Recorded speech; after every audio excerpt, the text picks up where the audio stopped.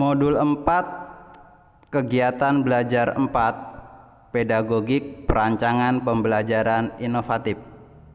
Soal nomor 1, pembelajaran berbasis proyek yang sudah berjalan perlu dikembangkan strateginya agar menjadi lebih efektif dan efisien.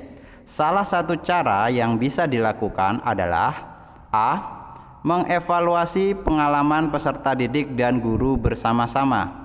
B. Mengevaluasi jumlah peserta didik yang gagal mencapai target. C. Mengevaluasi jumlah peralatan dan biaya yang dikeluarkan. D. Mengevaluasi kinerja guru dalam memfasilitasi pembelajaran. D. Melaksanakan penilaian produk akhir proyek peserta didik yang berhasil. Pilihan terbaiknya adalah mengevaluasi pengalaman peserta didik dan guru bersama-sama. Soal nomor 2, Pak Budi menyusun buku panduan agar peserta didik dapat mengikuti langkah-langkah dalam buku panduan. Suatu skenario pembelajaran diciptakan oleh Pak Budi, namun topik, bahan, dan caranya ditentukan oleh peserta didik. Apa yang dilakukan Pak Budi merupakan penerapan model pembelajaran berbasis proyek. A. Proyek seni terstruktur. B. Proyek terbuka. C. Proyek terstruktur. D. Proyek tidak terstruktur. E. Proyek mandiri. Pilihan terbaiknya adalah proyek semi terstruktur.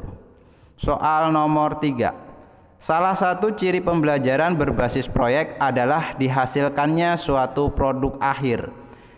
Pernyataan berikut yang paling sesuai terkait produk dan pembelajaran berbasis proyek adalah A.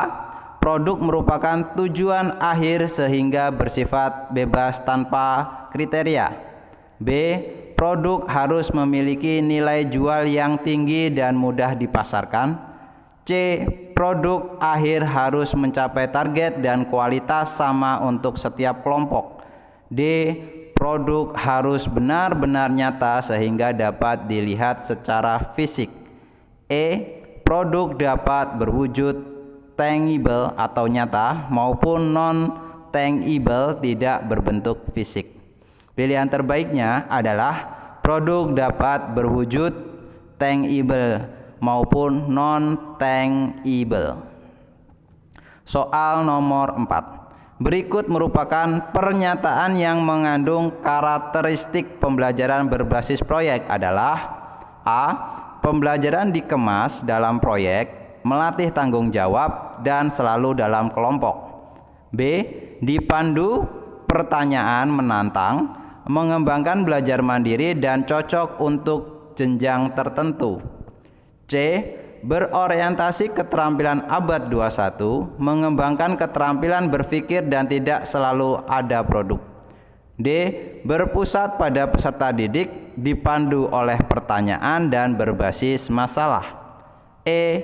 Keterlibatan penuh peserta didik, dipandu pertanyaan menantang, dan adanya produk akhir. Pilihan terbaiknya adalah keterlibatan penuh peserta didik, dipandu pertanyaan menantang, dan adanya produk akhir.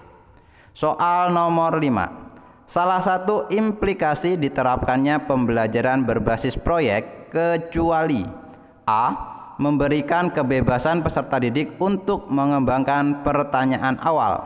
B. Guru perlu menyediakan waktu yang cukup untuk memfasilitasi pembelajaran. C. Memberikan kebebasan peserta didik merencanakan, melaksanakan, dan mengevaluasi proyek. D. Memerlukan peralatan dan bahan yang cukup banyak. E. Memerlukan durasi waktu yang cukup panjang dan dalam pelaksanaannya. Pilihan terbaiknya adalah memberikan kebebasan peserta didik merencanakan, melaksanakan, dan mengevaluasi proyek. Soal nomor 6, manakah rumusan tujuan pembelajaran berikut yang menunjukkan adanya pengembangan keterampilan tingkat tinggi (HOTS)? A. Melalui tayangan video, peserta didik mampu mengurutkan langkah-langkah pertolongan pertama dengan benar. B. Melalui tayangan video, peserta didik mampu mendeskripsikan langkah-langkah pertolongan pertama dengan benar. C. Melalui tayangan video, peserta didik mampu memodifikasi langkah-langkah pertolongan pertama dengan benar. D. Melalui tayangan video, peserta didik mampu memadukan langkah-langkah pertolongan pertama dengan tepat. E. Melalui tayangan video, peserta didik mampu mendemonstrasikan langkah-langkah pertolongan pertama dengan benar. Pilihan terbaiknya adalah melalui tayangan video, peserta didik mampu memadukan langkah-langkah pertolongan pertama dengan tepat. Soal nomor 7.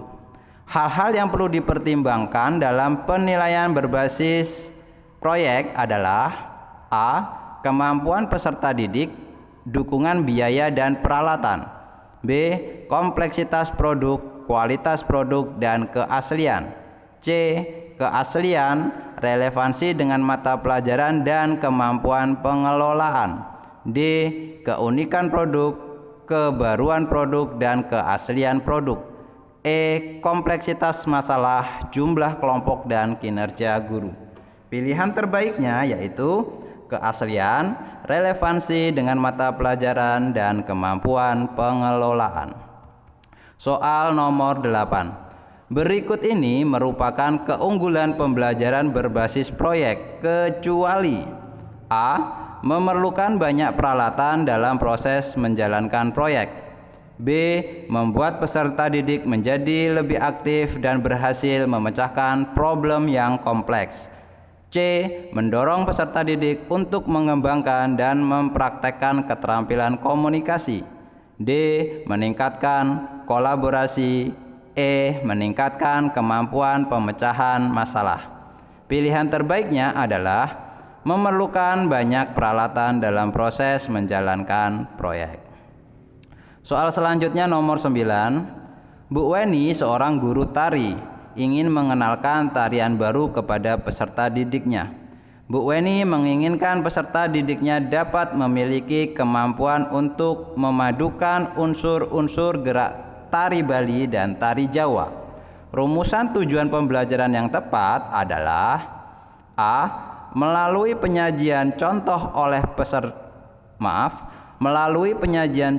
oleh guru, peserta didik dapat menganalisis unsur-unsur gerak dalam tari Jawa dan tari Bali dengan benar. B. Melalui contoh video, peserta didik dapat merangkum kedua unsur gerak tari dengan benar. C. Melalui bacaan tari Bali dan Jawa, peserta didik dapat mendemonstrasikan kedua jenis tarian dengan baik. D. Melalui demonstrasi oleh guru, peserta didik dapat memadukan unsur gerak kedua tarian menjadi gerakan yang indah. E. Melalui pembelajaran berbasis masalah, peserta didik dapat memadukan unsur-unsur gerak tari dengan lincah. Pilihan terbaiknya adalah melalui demonstrasi oleh guru, peserta didik dapat memadukan unsur gerak kedua tarian menjadi gerakan yang indah. Soal terakhir nomor 10. Fungsi dari pertanyaan menantang dalam pembelajaran berbasis proyek adalah A. Sebagai bentuk pelaksanaan tes hasil belajar kognitif. B. Sebagai panduan bagi peserta didik dalam melaksanakan aktivitas. C. Sebagai pelaksanaan proses tanya jawab. D. Sebagai upaya untuk membangun motivasi peserta didik. E. Sebagai sarana guru untuk mengukur kemampuan awal peserta didik.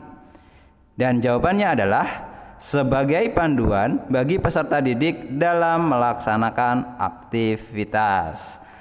Demikian 10 jawaban pertanyaan modul 4 kegiatan belajar 4 pedagogik perancangan pembelajaran inovatif. materi ini bisa juga dijadikan sebagai bahan belajar bagi teman-teman yang akan mengikuti tes CPNS SKB ya, karena di SKB pun ada materi tentang pedagogik dan kemungkinan besar soal-soal pedagogik pada tes SKB pun akan berbentuk seperti ini. Jadi bagi teman-teman yang merasa bermanfaat melihat ataupun mendengarkan video ini, silakan tekan tombol subscribe di pojok kanan bawah dan jangan lupa bunyikan loncengnya. Bisa juga share ke teman-teman yang lain yang membutuhkan. Saya akhiri dan saya ucapkan terima kasih. Assalamualaikum warahmatullahi wabarakatuh. See you.